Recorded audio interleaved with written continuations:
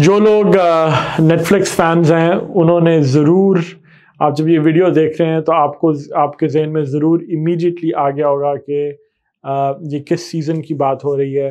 House of cards ایک بہت مشہور سیزن ہے نیٹفلکس کے اوپر۔ اس کے اندر جو مین کیریکٹر ہے وہ، اس کی پوری کوشش ہے کہ وہ امریکہ کا صدر بن جائے، امریکن پریزیڈنٹ بن جائے، اور اس کے لیے وہ ہر کسی کو ڈبل کراس کرتا ہے، ہر کسی کے ساتھ آپ کہہ لیں چیٹ کرتا ہے، ہر کسی کو ڈسیو کرتا ہے، ہر کسی کو دھوکہ دیتا ہے، ایکسیپٹ فار ہز کلوز، جو اس کا چیف آف اسٹاف ہوتا ہے، وہ اس کا کلوز فرینڈ ہوتا ہے۔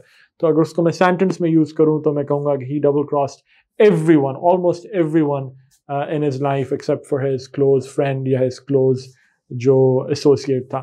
تو ڈبل کراس کا مطلب ہوتا ہے چیٹ کرنا، ڈسیو کرنا،